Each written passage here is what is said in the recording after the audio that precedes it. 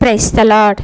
దేవుని పరిశుద్ధమైన నామములో వాక్యంను వినుచున్న మీ అందరికీ ప్రభు పేరట మా యొక్క శుభాభివందనములు తెలియజేస్తున్నాము. అందరూ కూడా బాగున్నారని తలంచుచున్నాము. అలాగే మీ గురించి మేము ప్రతిదినము ప్రార్థిస్తున్నాము.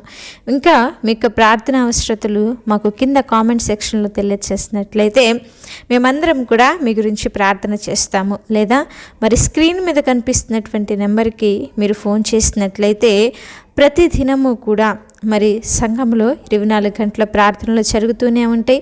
మీ గురించి ప్రతి ఒక్కళ్ళు కూడా ప్రార్థన చేస్తున్నారు. మీ యొక్క ప్రార్థన అవసరతలు మాకు తెలియచేసి దేవుడిచ్చే దీవెనలు ఆశీర్వాదాలను పొందుకుందాము.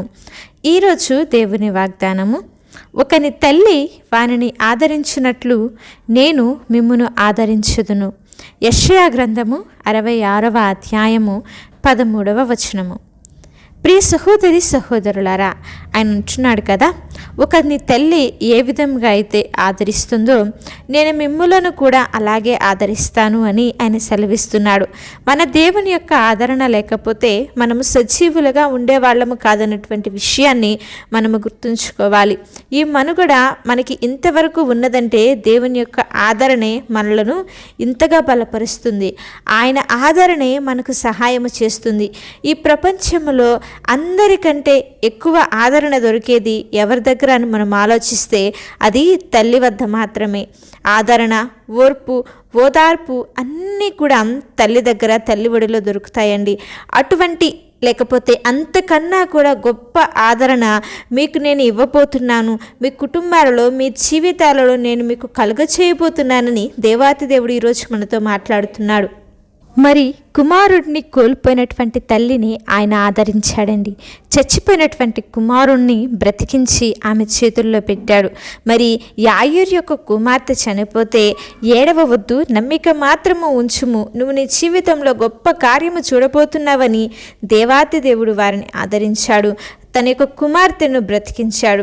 మరి పరిశుద్ధ లేఖనాలను మనము గమనించినట్లయితే ఎంతోమందిని ఆయన కనికరించి వారి బ్రతుకులను, వారి జీవితాలను, వారి యొక్క పరిస్థితులని ఆయన మార్చివేశాడండి.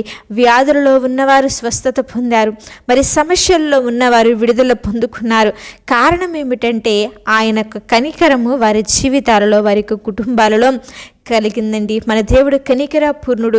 మనము ఎన్ని తప్పులు చేస్తున్నా, ఎంతలో ఆయనకి కోపాన్ని పుట్టిస్తున్నా, ఇంకా ఆయన మన ఎడల కరుణ చూపిస్తున్నాడు కదా. ఆయన కరుణా వాత్సల్యుడు ఉండి, మరి అంతేకాకుండా ఎవరైతే సమస్యలు, ఇరుకులు, ఇబ్బందుల్లో ఉన్నారో దేవాతి దేవుడు మరి వారి దగ్గరికి వెళ్ళి వారిని ఆదరించాడు. కాబట్టి వారి జీవితాలలో అద్భుతాలను చూశాడు.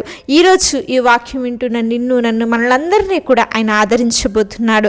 మరి మీరు మీ యొక్క కుటుంబాలలో వ్యాధులతో బాధలతో బాధపడుతూ, కుటుంబ సమస్యలు ఎన్నో ఎదుర్కొంటూ, అప్పు సమస్యలతో బాధపడుతూ, నాకెవరు సహాయం చేస్తారు, నన్ను ఆదరించే వాళ్ళెవరు, నన్ను బలపరిచే వాళ్ళెవరు, నన్ను నడిపించేవారెవరు, నాకు కలిగినటువంటి ఈ శ్రమలో నుంచి నన్ను తప్పించేది ఎవరు, నాకు విడుదల కలిగించేది ఎవరు అని చెప్పి ఆలోచన చేస్తున్నారా? అయితే ఈరోజు ఆయన మనల్ని ఆదరించి తన వాక్యము చేత నింపబోతున్నాడండి. తన క్రీస్తు అనే బండ మీద మనలను ఆయన నిలబెట్టబోతున్నాడు. ఆయన ఆదరణ మాటలు మాత్రమే కాదండి, చేతుల ద్వారా కూడా ఉంటుంది. మనుషులైతే మాటల ద్వారా కొద్ది నిమిషంలో ఆదరించేసి వెళ్ళిపోతారు. కానీ మనం ఆరాధిస్తున్న దేవుడు మాటల ద్వారా మాత్రమే కాదు, మన జీవితాలలో కార్యంను జరిగించి క్రియల ద్వారా చూపించే దేవుడు అండి. అంత గొప్ప దేవుడు మనం ఆరాధిస్తున్నటువంటి దేవుడు. మరి అయితే ఆయన యొక్క ఆదరణ మనం మన జీవితాలలో పొందుకోవాలి. మనం కుటుంబాలలో మనము పొందుకోవాలి అంటే మనము దీనులుగా, విరిగి నలిగినటువంటి హృదయం కలిగిన వారిగా గనక మనము ఉండగలిగినట్లయితే ఆయన యొక్క కనుదృష్టి మన మీద ఉంటుందండి. మరి యెహోవా వాక్యమునకు మనము భయపడే వారంగా ఉండాలి. ఆయన ఆజ్ఞలను మనము అనుసరించే వారంగా ఉండాలి. ఆయన చెప్పిన మార్గంలో నడుస్తూ ఆయన ఏ విధంగా అయితే జీవించాలని మనకు బోధించాడు అట్టి రీతిగా గనక మనం మనము జీవించగలిగితే దేవుని యొక్క కనుదృష్టి మన మీద ఉంటుంది. దేవుని యొక్క మందిరాన్ని ప్రేమించాలి, వాక్యంను ప్రేమించాలి, దీన మనస్సును కలిగి ప్రతిదినము ప్రతినిత్యము దేవునితో సహవాసాన్ని కలిగి ఆయనతో ప్రార్థన చేస్తూ ఒక అనుబంధాన్ని గనుక మనము కలిగి ఉన్నట్లయితే మన బాధ, మన వేదన అన్నిటినీ కూడా తీసివేసి మనకు కలిగిన ప్రతి సమస్యకు కూడా పరిష్కారం అనేది ఆయన అనుగ్రహించి తన యొక్క ఆదరణ మనకు కలిగిస్తాడండి. కాబట్టి మనమందరము కూడా దేవుని యొక్క ఆదరణ మన కుటుంబాలలో, మన జీవితాలలో, మన యొక్క బిడ్డల జీవితాలలో పొందుకునే వారంగా ఉండాలని మీ అందరికీ ప్రభు పేరట మనవి చేస్తున్నాను.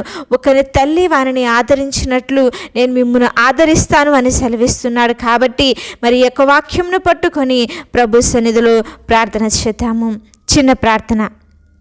పరిశుద్ధుడా, దయగలిగిన మా తండ్రి, ప్రేమ పూర్ణుడా, శ్రేష్టమైన నామమును బట్టి మీకు స్తోత్రములు చెల్లిస్తున్నామయ్యా. అవును తండ్రి, ఒకని తల్లి వారిని ఆదరించినట్లుగా నేను మిమ్మల్ని ఆదరిస్తానని సెలవిస్తున్నావు.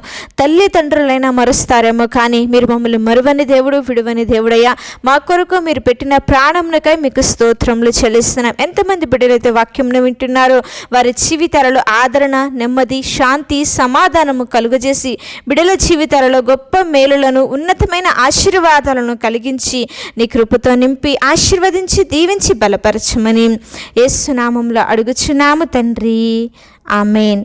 అలాగే మీ యొక్క ప్రార్థన అవసరతలు మాకు తెలియజేసిన యెడల మేమందరము కూడా మీ గురించి ప్రార్థన చేస్తాము. దేవుని యొక్క కృప మీకు తోడై ఉండి నడిపించునుగాక. ఆమేన్.